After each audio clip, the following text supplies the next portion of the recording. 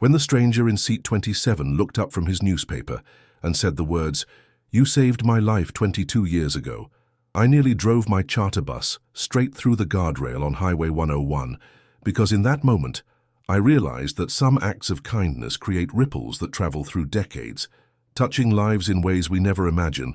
and sometimes the people we helped when they needed us most come back into our world exactly when we need to be reminded that our choices matter more than we ever dared to believe. If you've ever wondered whether the small things you do for strangers really make a difference, whether kindness is worth the effort even when no one seems to notice, then you need to hear what happened on this ordinary Thursday morning that turned into the most extraordinary day of my 34-year career as a professional driver. My name is James Mitchell and I'm 56 years old, which means I've been behind the wheel of various buses, shuttles and transport vehicles for longer than some of my passengers have been alive, but I've never experienced anything quite like what unfolded during what should have been a routine charter run from Portland, Oregon to the coastal town of Astoria. I work for Pacific Northwest Transportation, a small company that specializes in airport transfers, corporate events and scenic tours for tourists who want to see the Oregon coastline without dealing with the stress of navigating winding mountain roads in rental cars.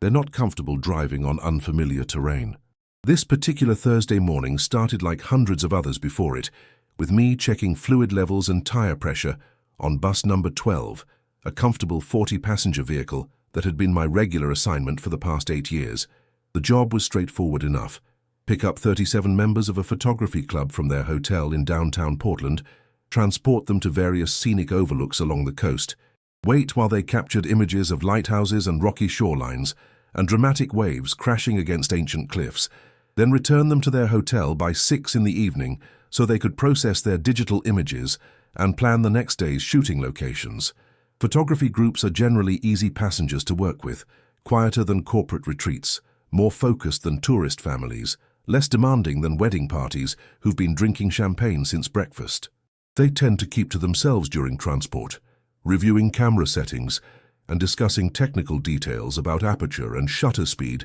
and the best angles for capturing the kind of natural beauty that makes the Pacific Northwest one of the most photographed regions in America. I've transported dozens of these groups over the years, and they've taught me to appreciate the landscape I drive through every day with fresh eyes, seeing artistic possibilities in scenes I'd started taking for granted after 3 decades of covering the same routes. But as we pulled away from the hotel and merged into the morning traffic heading west toward the coast, I noticed something unusual in my rearview mirror that made me pay closer attention to my passengers than I typically would during the opening minutes of a charter run. One man, probably in his late 20s, was sitting alone near the back of the bus, and instead of looking out the windows at the scenery or talking with the other photographers about their equipment, he was staring directly at me with an intensity that felt both familiar and unsettling. At first I thought he might be motion sick or nervous about the mountain roads we'd be traveling, because some people get anxious about the steep grades and sharp curves that connect Portland to the coastal highway, especially if they're not used to riding in large vehicles on routes that can be challenging even for experienced drivers. But as the minutes passed and we climbed into the forested hills that separate the Willamette Valley from the ocean, his stare never wavered, never shifted to the landscape outside, never broke contact with my reflection in the mirror, even when other passengers moved around or pointed out interesting sights along the way. There was something about his face that seemed familiar, like someone I might have met years ago but couldn't quite place, the kind of recognition that hovers just beyond the edge of memory and becomes more frustrating the harder you try to bring it into focus. He had dark hair that was starting to recede at the temples, brown eyes behind wire-rimmed glasses, and the kind of serious expression that suggested he was thinking about something much more important than photography or scenic overlooks or whatever had brought him on this particular tour with this particular group. During our first stop at Crown Point, where the Columbia River Gorge opens up into one of the most spectacular views in the Pacific Northwest, I made my usual announcement about the 30-minute break and watched as 36 passengers filed off the bus with cameras and tripods, eager to capture images of the river valley spread out hundreds of feet below. But the man from seat 27 remained in his spot, still watching me in the mirror, still wearing that expression of someone who had something important to say but wasn't sure how to begin the conversation. I've been driving passengers long enough to recognize when someone needs to talk, when they're carrying something that's too heavy to hold alone, when they're looking for the right moment to share whatever brought them to my bus on this particular day. So instead of stepping outside to stretch my legs and enjoy the view like I normally would during stops, I turned around in my seat and looked directly at him for the first time since we'd left Portland. "Everything okay back there?" I asked, keeping my voice casual and non-threatening, because sometimes people need permission to speak, need to know that the driver is approachable and willing to listen to whatever they're struggling to put into words.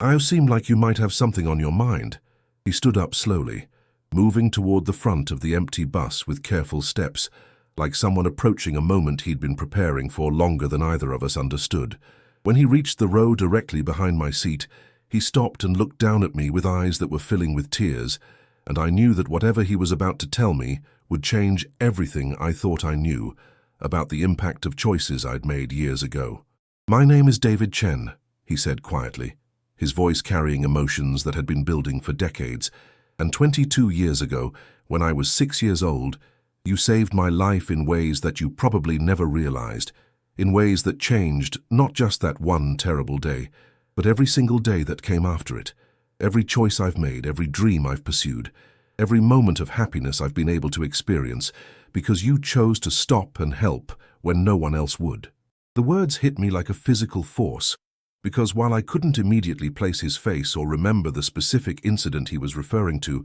I knew with absolute certainty that this was one of those moments when the universe decides to show you the true meaning of actions you thought were forgotten, when the past reaches forward to touch the present in ways that remind you that nothing we do for each other is ever really lost. That kindness creates connections that survive decades of separation and change. David settled into the seat directly behind me, close enough that I could see his hands trembling slightly as he prepared to share a story that had obviously been waiting 22 years to be told. And in that moment, I realized that this wasn't a chance encounter, that he hadn't joined this photography tour because he was interested in coastal landscapes or lighthouse images, but because he'd somehow discovered that I would be the driver and had deliberately chosen this opportunity to reconnect with someone who'd played a crucial role in shaping the man he'd become. "I don't know if you remember," David continued, his voice steadier now that he'd begun the conversation he'd been planning for who knows how long,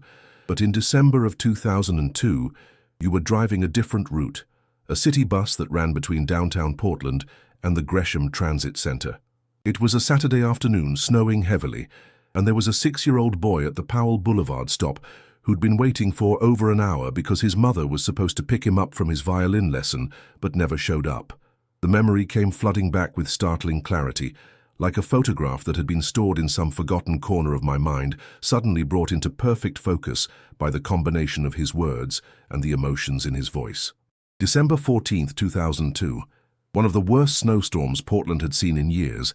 Visibility so poor that the transit authority had nearly suspended bus service, and at the Powell Boulevard stop, I'd found a small Asian boy sitting alone on the bench, shivering in a coat that wasn't warm enough for the weather, clutching a violin case almost as big as he was. "You stopped the bus even though it wasn't a scheduled pickup time," David continued, his eyes never leaving my face as he recounted details that I was now remembering with increasing intensity. "You opened the doors and asked if I was all right, if someone was coming to get me, and when I told you that my mother was supposed to be there but hadn't come, you made a decision that probably seemed small to you, but meant everything to a scared little boy who was starting to think he might freeze to death waiting for help that wasn't coming." I remembered that day with painful clarity now, remembered the way this small child had looked up at me with eyes that held the kind of terror that comes from being abandoned in circumstances beyond your control. Remembered making the choice to break protocol and bring him onto the bus even though he didn't have fare money and wasn't traveling to any official destination. Remembered the weight of responsibility I'd felt for his safety and well-being during the hour we'd spent trying to figure out how to get him home safely. "You didn't just let me ride the bus to stay warm," David said, his voice thick with gratitude that had been building for over 2 decades. "You actually left your route, called into dispatch to explain the situation, and drove me all the way to my apartment complex in southeast Portland, even though it meant you'd be behind schedule for the rest of your shift and probably get in trouble with your supervisor for abandoning your assigned route to help one stranded kid." The details were coming back to me in waves now. Remembered conversations with dispatch operators who'd been frustrated by my decision to prioritize this child's emergency over maintaining on-time performance. Remembered the anxiety I'd felt about potentially losing my job for breaking company policies. Remembered the relief when we'd finally located David's apartment building and found his grandmother frantically calling neighbors and police because her daughter had been in a car accident and hadn't been able to contact anyone about the changed pickup arrangements. But that wasn't even the most important part of what you did for me that day, David continued, and I could see that we were approaching the heart of whatever story he'd come here to tell, the part that had motivated him to seek me out after more than 2 decades of carrying this memory. The most important part was how you treated me during that hour we spent together, like I was a real person whose feelings mattered, whose fear was understandable, whose situation deserved attention and care, rather than just the minimum effort required to dump me at the nearest police station or social services office. I remembered talking with him during that drive, asking about his violin lessons, listening to him explain how music was the only thing that made him feel calm when his family life got chaotic, encouraging him to play a simple melody on his instrument while we navigated through snow-covered streets toward his neighborhood.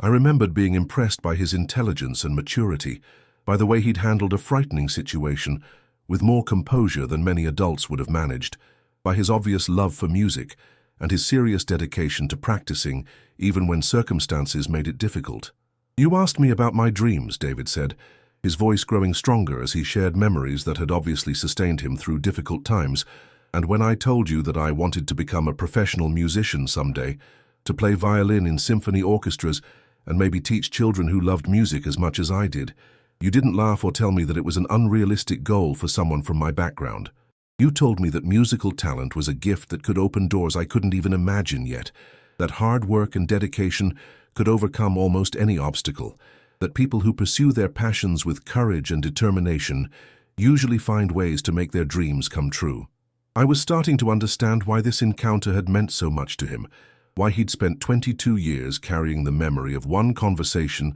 with a bus driver who'd probably forgotten about him by the following week. 6-year-old children don't often receive that kind of serious encouragement about their creative dreams, especially children from working-class families where artistic careers seem impractical and financially risky, especially children dealing with family crises that make long-term planning feel impossible. "When you dropped me off at my apartment and made sure my grandmother was there to take care of me," David continued, "you shook my hand like I was an adult, like our conversation had been important to you too, and you told me something that I've thought about almost every day since then. You said, David, remember that difficult days don't last forever, but people who help each other through difficult days create bonds that do last forever, and someday when you're older and stronger, you'll have chances to be the person who helps someone else when they need it most." Now, before I tell you what happened next in this remarkable reunion between a bus driver and the 6-year-old boy whose life he'd touched in ways he never imagined, I need to pause and talk directly to those of you who are listening to this story, because what I'm about to share with you represents something that I think we all need to be reminded of more often than we are. If you're still with me after everything David and I have shared so far, if this story has stirred something in your heart about the power of small kindnesses, about the way ordinary people can change lives through simple acts of caring, then you already understand that what happened next isn't just about one man discovering the long-term impact of his choices. This is about all of us, about every moment when we have the opportunity to choose kindness over indifference, connection over isolation, hope over cynicism. Every time you stop to help someone who's struggling, every time you offer encouragement to someone who's facing challenges that seem overwhelming, every time you treat another person with dignity and respect, even when no one else is watching, you're creating ripples that travel further than you'll ever know,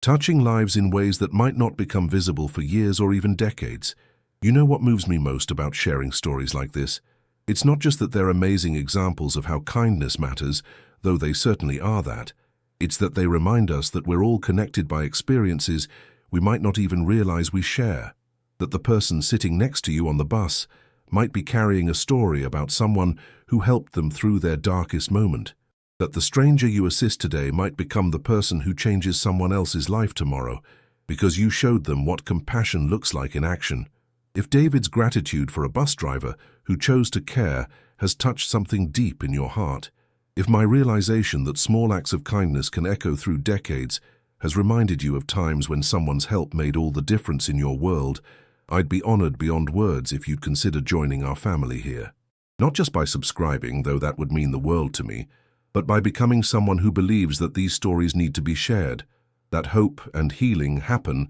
when we remember that we're not alone in this journey, that ordinary people have extraordinary power to lift each other up through the simple act of paying attention to who might need help. David reached into his jacket pocket and pulled out a worn leather wallet, extracting from it a small, carefully preserved newspaper clipping that looked like it had been folded and unfolded hundreds of times over the years. And as he handed it to me, I realized that this moment was about to reveal connections and consequences that went far beyond one snowy afternoon in 2002, that the story he'd come to tell me was bigger and more meaningful than either of us had fully understood when this conversation began. This article was published in the Portland Tribune 3 weeks after you found me at that bus stop, David said, his voice filled with the kind of emotion that comes from sharing something that's been precious to you for years, something you've kept close to your heart through all the changes and challenges that life has brought your way. My grandmother saw it and cut it out, not because it mentioned our family by name,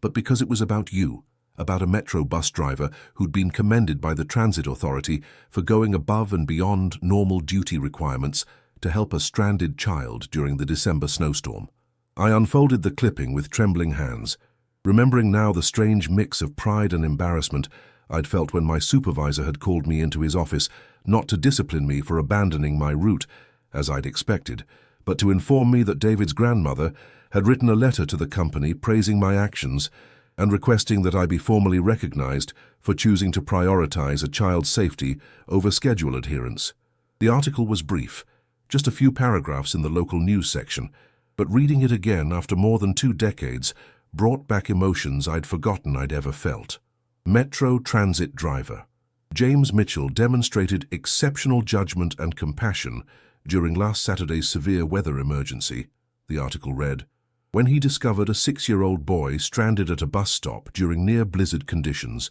and made the decision to ensure the child's safe return home rather than continue his scheduled route. According to company spokesman Robert Hayes, Mitchell's actions exemplify the kind of customer service and community responsibility that Metro Transit strives to provide, particularly during situations where strict adherence to protocol might compromise passenger safety or well-being. David watched me read with the intensity of someone who'd memorized every word, who'd turned to this piece of paper for comfort and inspiration countless times over the years, who'd used it as proof that kindness exists in the world even when personal circumstances made it difficult to believe in human goodness. When I finished reading and looked up at him, I could see tears in his eyes, and I knew that whatever he was about to tell me next would explain why this newspaper clipping had become so important to him, why he'd spent decades carrying it with him like a talisman. That article became my most precious possession, David continued, not because it was about me, but because it was proof that the man who'd saved me was real,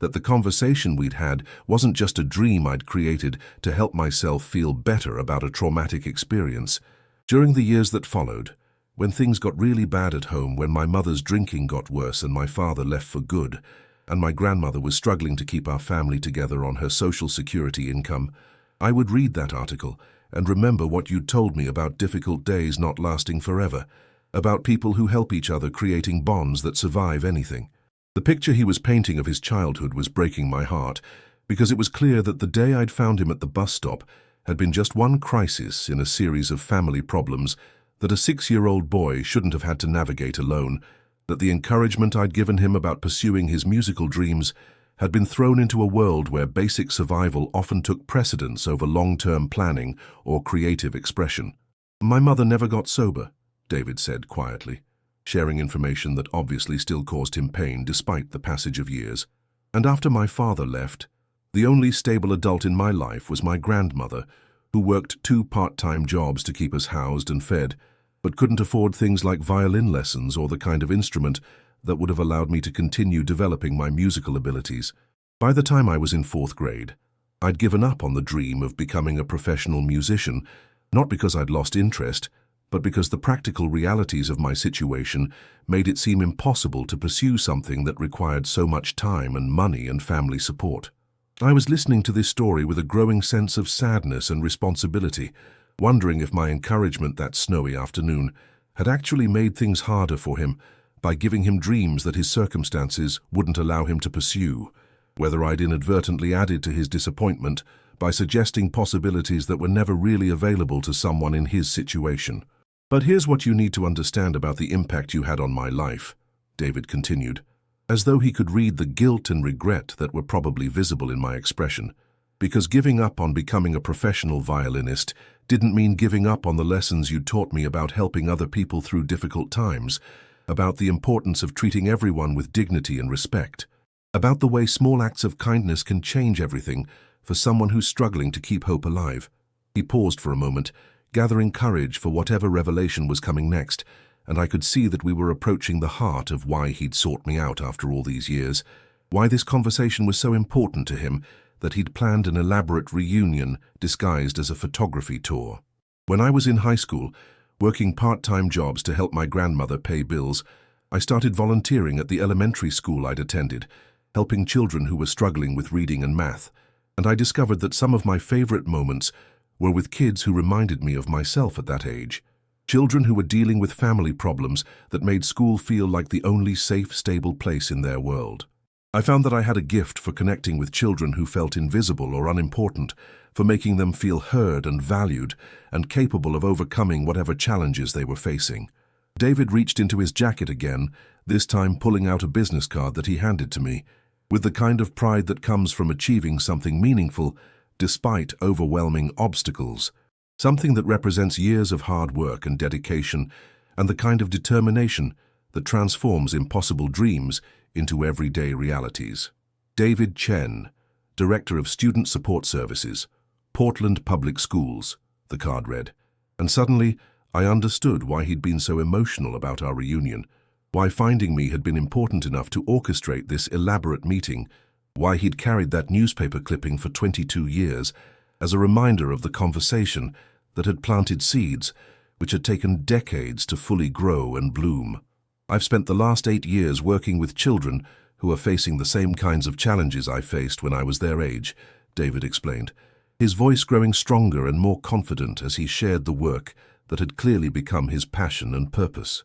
"Children whose parents are dealing with addiction, children who are homeless or living in unstable housing situations, children who are struggling academically because they're too worried about basic survival to focus on learning, children who feel like no adult understands or cares about what they're going through." The scope of what he was describing was overwhelming, and I was beginning to understand that this conversation wasn't just about one man thanking a bus driver for a kind gesture, but about the way that one moment of compassion had rippled outward through decades to touch the lives of hundreds of children who'd never even heard my name but who'd benefited from the lessons David had learned during our hour together in 2002. "Every day when I'm working with a child who feels hopeless or abandoned or like no one believes in their potential, I remember what you told me about dreams being possible with hard work and dedication, about difficult days not lasting forever, about people who help each other creating lasting bonds. And I try to be for those children what you were for me that snowy afternoon,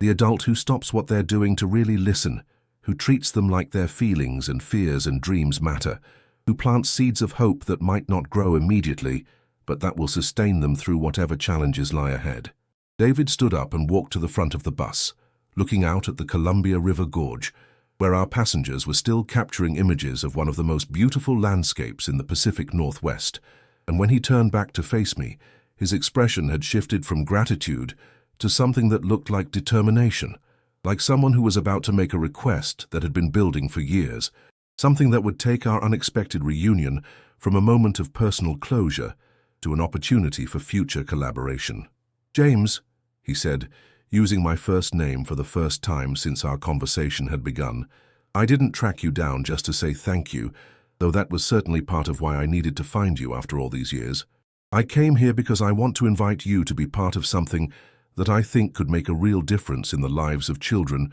who are facing the same kinds of challenges I faced when I was 6 years old, something that would allow us to work together to create the kind of connections that changed my life when I needed them most. I was intrigued, but also nervous about what he might be proposing, because while I was deeply moved by learning about the impact of our encounter in 2002, I wasn't sure what skills or resources a 56-year-old bus driver could bring to the kind of professional social work that David was describing, what role I could possibly play in helping children whose needs were far more complex than anything I'd ever been trained to handle. Portland Public Schools has been awarded a federal grant to create a mentorship program that pairs children from high-risk backgrounds with community volunteers who can provide consistent, long-term support and encouragement, David continued, his excitement about this project evident in his voice and posture, in the way his eyes lit up when he talked about the possibilities it represented for reaching children who might otherwise fall through the cracks of overburdened social service systems. The program is based on research showing that many at-risk children can overcome significant obstacles if they have at least one stable adult in their lives who believes in their potential, who shows up consistently, who provides the kind of emotional support and practical guidance that helps them navigate challenges that would otherwise seem insurmountable. We're looking for volunteers who understand that small acts of kindness can have enormous long-term impact, people who are willing to invest time and energy in relationships that might not show results immediately, but that could literally save lives over the course of years. The more David talked about this mentorship program, the more I could see how my experience as a bus driver had actually prepared me for exactly this kind of work, how decades of brief but meaningful interactions with passengers had taught me to recognize when someone needed extra attention, how to communicate with people from all different backgrounds and age groups, how to provide help and support without being intrusive or overwhelming. The children we're hoping to reach are between the ages of 6 and 12, David continued, and many of them are in situations very similar to what I was experiencing when you found me at that bus stop. They're dealing with family instability, economic hardship, parents who are struggling with addiction or mental health issues, housing insecurity, and all the academic and social challenges that come from trying to function in school when your home life is chaotic and unpredictable. I was starting to understand why David had thought of me for this program, why he believed that someone who'd been willing to abandon a bus route to help one stranded child might be the kind of person who could make a difference in the lives of children facing similar circumstances, why he saw our 2002 encounter not as a random act of kindness, but as evidence of character traits that could be applied more systematically to helping vulnerable children. The time commitment would be about 4 hours per week, David explained, usually spent in one-on-one activities with your assigned child, things like helping with homework, teaching practical life skills, providing transportation to extracurricular activities, or simply being someone they can talk to when they're feeling overwhelmed or scared or confused about what's happening in their family situation. The goal isn't to replace professional counseling or social services, but to supplement those resources with the kind of personal relationship that can make all the difference in a child's sense of self-worth and future possibilities. As David described the program in more detail, I found myself thinking about my own life over the past few years, about how I'd been feeling increasingly restless in my job, like I was ready for new challenges that would be more meaningful than simply transporting passengers from one location to another, like I wanted to use the experience and wisdom I'd gained over 5 decades of living to make a more direct impact on problems that really mattered. There's something else you should know about this program, David said, his voice growing more serious, something that makes it particularly meaningful for me personally, and something that I hope will help you understand why I was so determined to find you and ask you to be part of this effort. The child I'd like you to consider mentoring is a 7-year-old boy named Miguel Santos, and his situation is remarkably similar to what mine was when I was his age. David pulled out a file folder that he'd been carrying, opening it to reveal a photograph of a small Latino boy with dark hair and serious eyes, holding what appeared to be a guitar that was almost as big as he was, and the resemblance to David's description of his own childhood was immediately apparent in the child's expression, which combined obvious musical talent with the kind of wariness that comes from having to be more self-reliant than most 7-year-olds should ever need to be. Miguel's father left 2 years ago. His mother is working 3 part-time jobs to support him and his younger sister, and his grandmother, who's been his primary caregiver while his mother works, was recently diagnosed with diabetes that requires expensive medication and frequent medical appointments, David continued, painting a picture of a family dealing with the same kinds of overwhelming challenges that had defined his own childhood experience. But here's what makes Miguel special, and here's why I thought you'd want to meet him, David said, his voice filling with the kind of enthusiasm that told me we were approaching the heart of why this particular child had captured his attention. Despite everything that's happening in his family, Miguel is incredibly gifted musically. His teacher says he has perfect pitch and an intuitive understanding of rhythm and melody that she's never seen in someone so young. He's been teaching himself to play guitar using an instrument that his grandmother bought at a pawn shop, and even though he's never had formal lessons, he can already play songs that children twice his age struggle to master. The parallels to David's own childhood were obvious, and I could see why he'd been drawn to this particular child, why he saw Miguel's musical talent as something that needed protection and encouragement, rather than something that would have to be sacrificed to more immediate practical concerns about family survival and economic stability. Miguel reminds me so much of myself at that age, David said quietly. Gifted, but scared. Talented, but overwhelmed by circumstances beyond his control. Full of potential, but lacking the kind of consistent adult support that could help him develop his abilities and maintain his hope for the future. When I look at him, I see the child I was when you found me at that bus stop, and I know that the right kind of mentorship could make the difference between Miguel fulfilling his potential and Miguel giving up on his dreams, because life became too difficult to handle alone. I looked at Miguel's photograph for a long time, seeing in his face the same combination of intelligence, creativity, and barely concealed fear that David must have carried as a 6-year-old, understanding why David believed that the lessons I'd accidentally taught him about kindness and persistence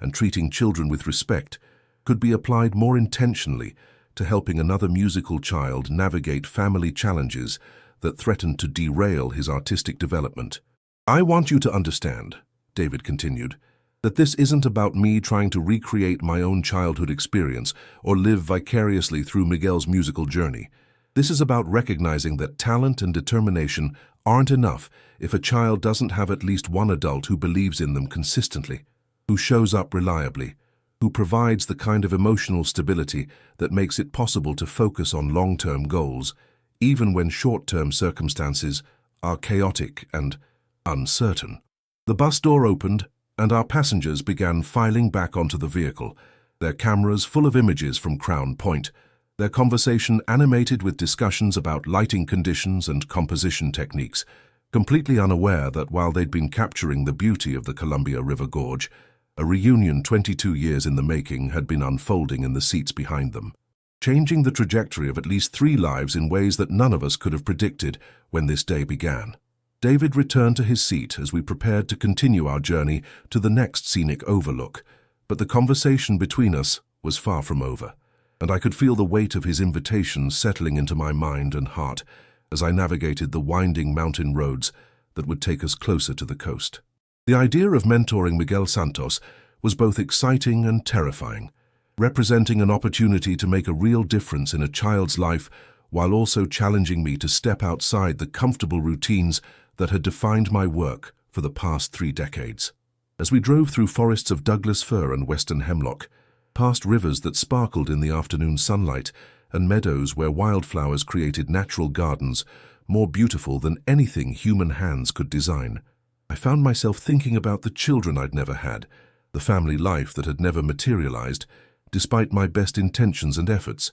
the ways that my career as a driver had filled some of the emotional spaces that might have been occupied by fatherhood if circumstances had been different. During our next stop at Multnomah Falls, where photographers scattered to capture images of water cascading 620 feet down ancient rock formations, David and I continued our conversation about the mentorship program, discussing practical details about time commitments and training requirements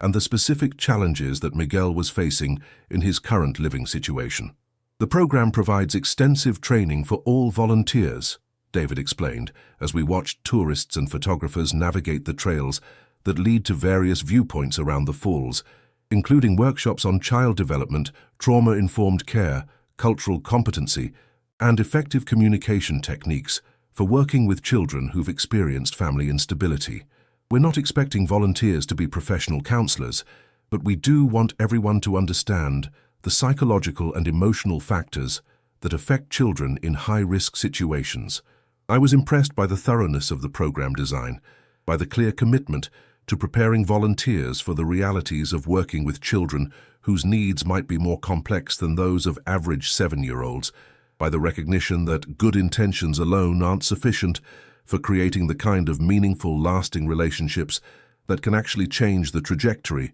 of a young person's life. "What happens if Miguel and I don't connect?" I asked, voicing one of my primary concerns about committing to a relationship that could be disappointing or harmful if the chemistry between mentor and child wasn't right, if my personality or communication style wasn't what this particular boy needed during this particular phase of his development. "That's exactly why the program includes a careful matching process," David replied, "with opportunities for both volunteers and children to interact in structured settings before making longer-term commitments, with ongoing support from professional staff who can help navigate challenges that arise, and with the understanding that not every pairing will be perfect immediately, but that most relationships improve dramatically over time as trust develops and both parties learn how to communicate effectively with each other." As our tour continued along the coast highway,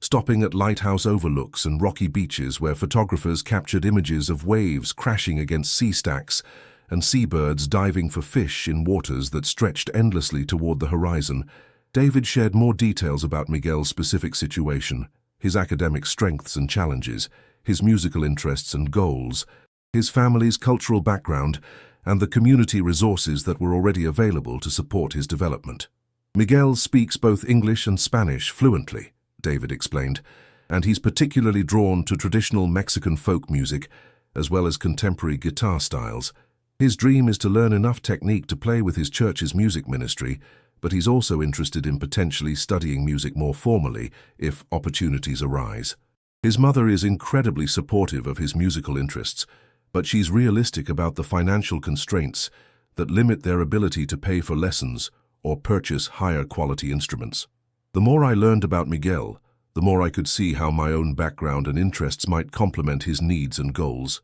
how my experience with the practical challenges of working-class life might help me understand the realities his family was facing, how my genuine appreciation for music, despite my lack of formal training, might allow me to encourage his artistic development without trying to direct it in directions that weren't authentic to his own cultural background and personal preferences. "Would I be able to help with transportation to music-related activities?" I asked, thinking about how my professional driving experience might be useful in practical ways, how the skills I'd developed over decades of safely transporting passengers could be applied to ensuring that Miguel had access to opportunities that might otherwise be unavailable due to his family's limited resources. "Absolutely," David replied with enthusiasm, "and that's actually one of the most valuable services that mentors can provide, because many of the children in our program live in families where reliable transportation is a constant challenge. Being able to help Miguel get to music lessons,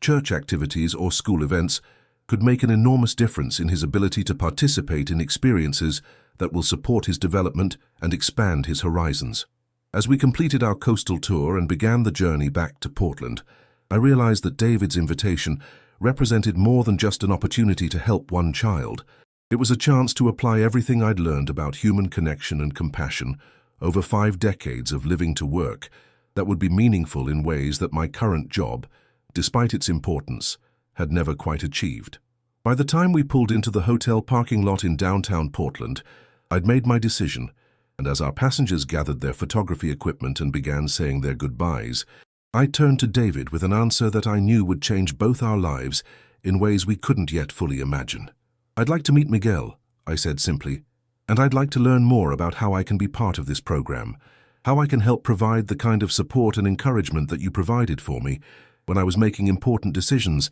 about what really matters in life, what kinds of work give meaning to our time here, and create connections that last longer than we do." David's smile was radiant, the kind of expression that comes from seeing impossible dreams become practical realities. from watching seeds planted decades ago finally grow into opportunities to plant new seeds that will continue the cycle of kindness and care that makes human life meaningful despite all its challenges and uncertainties. Today, 8 months after that conversation on Highway 101, I work part-time as a mentor for Portland Public Schools, in addition to my reduced schedule as a charter bus driver. And Miguel Santos has become one of the most important people in my life, a 7-year-old teacher who's shown me that wisdom flows in both directions, in relationships between generations, that adults have as much to learn from children as children have to learn from adults, that the best kind of help is the kind that empowers people to develop their own strengths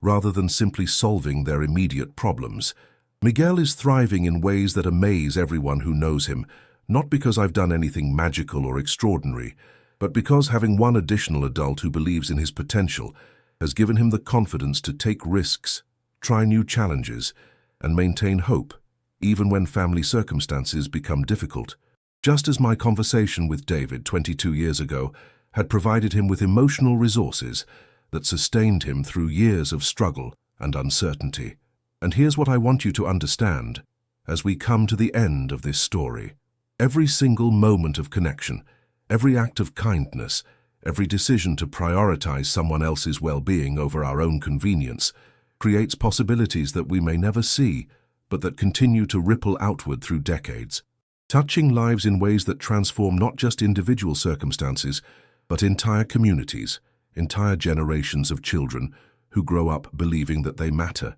that their dreams are worth pursuing, that there are adults in the world who will stop what they're doing to help when help is needed most. If this story has moved you, if it's reminded you of times when someone's kindness changed everything for you, if it's inspired you to think about how you might become someone who helps plant seeds of hope in the life of a child who needs to know that they're not alone in facing whatever challenges life has brought their way, then I want to invite you to be part of our community here, not just as someone who listens to these stories, but as someone who understands that they represent invitations to action, opportunities to create the kinds of connections that make life meaningful for everyone involved. Share your own stories in the comments about moments when strangers became family, times when small acts of kindness created lasting changes, experiences of mentoring or being mentored that shaped who you've become and what you believe about the power of human connection to overcome any obstacle. Tell us about the David in your life, or the Miguel, or the moment when you realized that everything you'd been through had prepared you to be exactly the person someone else needed to meet at exactly the right time. This isn't just a channel for entertainment. It's a place where people who believe in the transformative power of compassion can find each other and remember that we're all connected by experiences that matter more than we sometimes realize, that we all have gifts to offer and needs to be met, that the world becomes a better place every time someone chooses to care about another person's journey through life. Subscribe because you believe these stories need to be told, because you want to be part of a community that celebrates the ordinary heroes who make extraordinary differences through simple acts of love, because you understand that hope spreads when we share it with each other, rather than keeping it to ourselves.